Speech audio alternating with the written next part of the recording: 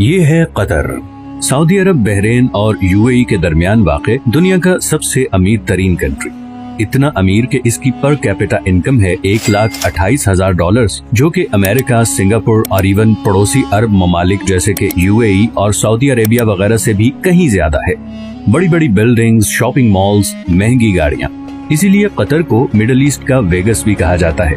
लेकिन कतर हमेशा से ऐसा नहीं था। चंद साल पीछे चले जाएं तो कतर सिर्फ एक तपता हुआ सहरा था जिसमें गुर्बत, भूख और बोरियत के अलावा कुछ नहीं था।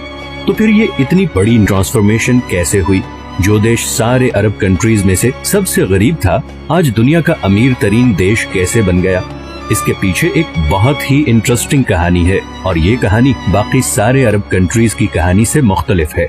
इस वीडियो के एंड तक आप ये भी समझ चुके होंगे कि क्यों सऊदी अरब और यूएई कतर को पसंद नहीं करते और कैसे कतर आने वाले वक्त में भी अपने पड़ोसी अरब देशों के मुकाबले में ज्यादा खुशहाल और महफूज होगा। ये कहानी शुरू होती है 1916 में, जब कतर के अमीर अब्दुल्ला अस्सानी ने ब्रिटिश के साथ एक ट्रीटी साइन की, जिसके मुताबिक ब्रिटेन ने कतर को किसी भी जमीनी या समुद्री हमले की सूरत में डिफेंड करना होगा और कतर बदले में अगले 55 साल तक ब्रिटिश कॉलोनी का हिस्सा रहेगा और यहाँ से निकलने वाले हर नेचुरल रिसोर्स में ब्रिटेन का शेयर होगा। 1940 में कतर में सबसे पहली ऑयल फील्ड डिस्कवर हुई। 1960 तक कतर में तेल की खोज और जमीन से निकालने का काम उरूज पे था और कतर के हालात आहिस्ता आहिस्ता बदलना शुरू हो चुके थे, मगर अभी भी कोई बहुत ज्यादा तब्दीली नहीं आई थी। लेकिन फिर 1970 में शेल ऑयल कंपनी ने इस कंट्री का सबसे बड़ा खजाना दरियाफ्त कर लिया, नॉर्थ फील्ड, दुनिया की सबसे बड़ी नेचुरल गैस फील्ड। लेकिन उस जमाने में गैस कोई बहुत ज्यादा प्रॉफिटेबल नहीं थी और उसकी वजह ये थी कि गैस को सिर्फ पाइपलाइंस के जरिए ही दूसरी जगह भेजा जा सकता था और कतर गैस इस्तेमाल करने वाले देशों से इतना दूर था कि वहाँ तक पाइपलाइन पहुँचाना तकरीबन नामुमकिन था। इसी वजह से शेल कंपनी भी ये गैस फील्ड डिस्कवर करके भूल गई और ये डिस्कवरी ऑफिशियल डॉक्यूमेंट्स में ही दब गई। 1971 में कतर को ब्रिटेन से आजादी मिल गई और वो एक आजाद मुल्क बन गया। आजादी मिलने के बावजूद अगले 25 सालों में भी कतर के हालात कोई खास नहीं बदले और फिर आया 1995 जब क्राउन प्रिंस हम्माद बिन खलीफा अस्सानी ने बगावत करके अपने ही बाप की हुकूमत का तख्ता उलट दिया और कतर का अमीर बन गया। नए अमीर का एक ही फोकस था और वो था गैस। हम्माद बिन खलीफा ये जानता था कि कतर की तकदीर सिर्फ गैस ही बदल सकती है, इसीलिए उसने एक बहुत ही रेयर टेक्नोलॉजी गैस लिक्विफिकेशन में इन्वेस्ट किया। लिक्विफिकेशन एक ऐसी टेक्नोलॉजी है जिसमें गैस को लिक्विड फॉर्म में कन्वर्ट किया जाता है ताकि उसे ऑयल की तरह शिप्स में दूसरे कंट्रीज तक पहुंचाया जा सके। इस सारे प्रोसेस में गैस को 161 डिग्री पे ठंडा रखना पड़ता है। इसी प्रोसेस पे कतर ने सारी इन्वेस्टमेंट कर दी और आज वो एलएनजी का सबसे बड़ा एक्सपोर्टर है।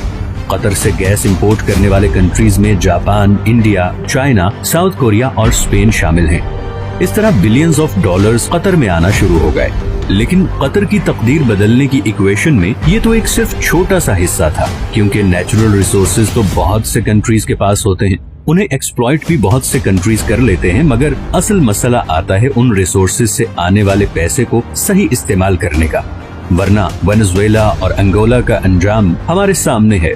यही वो जगह है जहाँ कतर बाकी तमाम कंट्रीज पे बाजी ले गया। कतर ने 2005 में कतर इन्वेस्टमेंट अथॉरिटी के नाम से एक कंपनी बनाई जिसका मकसद था तेल और गैस से आने वाले पैसे को पूरी दुनिया में इन्वेस्ट करना। और इसीलिए आज दुनिया के हर बड़े मुल्क और हर बड़ी कंपनी में आपको कतर इन्वेस्टमेंट नजर आएगी, चाहे वो लंदन के बड़े होटल्स, ऑफिसेज और अपार्टमेंट बिल्डिंग्स हों, अमेरिका के बड़े बड़े ऑफिसेज हों या फिर मल्टी नेशनल्स जैसे कि Volkswagen, Barclays bank, Shell, Tiffany and co या फिर रॉसनेट, रशिया की सबसे बड़ी ऑयल कंपनी। इन तमाम कंट्रीज और कंपनीज में कतर की हैवी इन्वेस्टमेंट्स हैं, लेकिन ये भी कतर की टोटल इन्वेस्टमेंट्स का एक छोटा सा हिस्सा है। इसके अलावा Qatar billions of dollars roads, airports, research centres और फाइनेंशियल सेंटर्स वगैरह पे लगा चुका है। इवन के अभी फीफा वर्ल्ड कप, जो कि शायद दुनिया में स्पोर्ट्स का सबसे बड़ा इवेंट है, वो भी कतर में ही हो रहा है, क्योंकि ऐसे state of the art stadiums पूरे अरब में सिर्फ कतर के पास ही हैं। इन सारी इन्वेस्टमेंट्स का मकसद है ऑयल और गैस के ऑल्टरनेटिव इनकम सोर्सेज क्रिएट करना।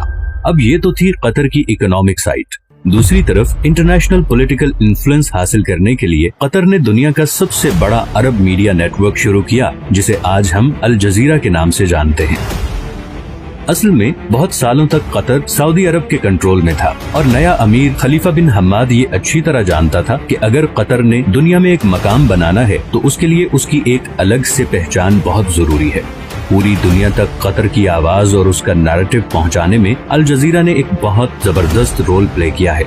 2010 की अरब स्प्रिंग के दौरान भी अल जजीरा वो वाहिद चैनल था जिसने प्रोटेस्ट को ऑन एयर किया था और इसकी वजह से सऊदी अरब और दूसरे कंट्रीज से इसे जबरदस्त क्रिटिसिज्म का सामना भी करना पड़ा। अल जजीरा का इन्फ्लुएंस इतना ज्यादा है कि 2017 में जब सब अरब कंट्रीज ने कतर का बायकॉट किया था तो उसको खत्म करने के लिए जो सबसे पहली डिमांड रखी गई वो थी अल जजीरा को बैन करना। सऊदी अरब और यूएई में तो अल जजीरा 2017 से अब तक बैंड ही है।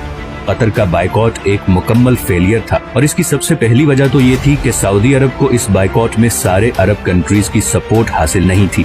इवन कुवैत और ओमान भी इस बायकॉट का हिस्सा नहीं बने।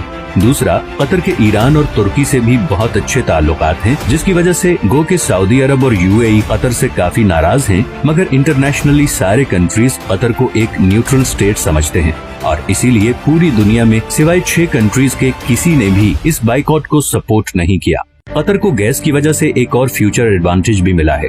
ऑयल के बारे में तो बहुत से एक्सपर्ट्स कहते हैं कि 2030 नहीं तो मैक्सिमम 2040 तक वो इलेक्ट्रिसिटी से रिप्लेस हो जाएगा, मगर गैस के बारे में ऐसी कोई प्रेडिक्शन नहीं, बल्कि उल्टा गैस की डिमांड मुसलसल बढ़ती जा रही है। अभी रिसेंट रशियन यूक्रेन वॉर में रशिया की जानिब से गैस पाइपलाइन की ब्लॉकेज के बाद कतर गैस की डिमांड 10 गुना बढ़ गई है, क्योंकि अब यूरोपियन कंट्रीज भी गैस के लिए कतर से राबता कर रहे हैं और ये डील कतर को और अमीर बना देगी। 2022 में कतर की एनर्जी एक्सपोर्ट्स पहले ही $100 बिलियन क्रॉस कर चुकी हैं, तो कल को जब बाकी अरब कंट्रीज ऑयल रिप्लेस होने से परेशान होंगे, वहीं कतर को इस चेंज से कोई खास फर्क नहीं पड़ेगा। अब कतर में सब कुछ अच्छा भी नहीं है और रिसेंटली वहाँ पे लेबर क्लास की कंडीशन को लेकर काफी सवाल भी उठाए गए हैं, लेकिन स्टिल कतर बाकी अरब देशों के मुकाबले में काफी ओपन स्टेट है, जहाँ मीडिया की आजादी है, इकोनॉमिक कंडीशंस बेहतर हैं और फ्यूचर प्लानिंग भी होती है। शायद नेचुरल रिसोर्सेज से माला माल है, मगर पॉलिटिकल डिफरेंसेस, करप्शन और रिलीजियस एक्सट्रीमिज्म की वजह से इस वक्त गुर्बत, भूख और बदअमनी का शिकार है। कतर की आबादी का 60% साउथ एशियंस हैं। इंडियंस, पाकिस्तानी, बांग्लादेशी और नेपाली कतरी पॉपुलेशन का सबसे बड़ा ग्रुप हैं। अपने देश और प्यारों से हजारों मील दूर दिन रात मेहनत करते ये लोग हर वक्त ख्वाब देखते हैं कि कब इनके अपने कंट्रीज इतने खुशहाल होंगे कि इन्हें 7 समुंदर पार इस जला देने वाली गर्मी से निजात मिले।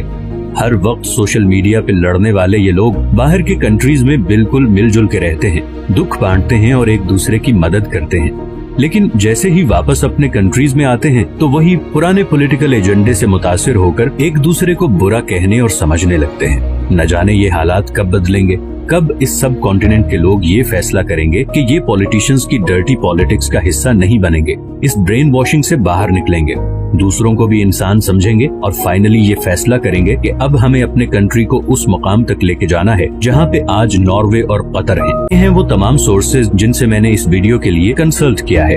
अगर आपको ये वीडियो भी पसंद आई है तो इसे लाइक और चैनल को सब्सक्राइब जरूर कर दें, क्योंकि मैंने अभी बहुत से इंटरेस्टिंग टॉपिक्स पे वीडियोस बनानी है, तो आपकी सपोर्ट बहुत जरूरी है। मिलते हैं नेक्स्ट वीडियो में, अपना ख्याल रखिएगा। अल्लाह हाफिज।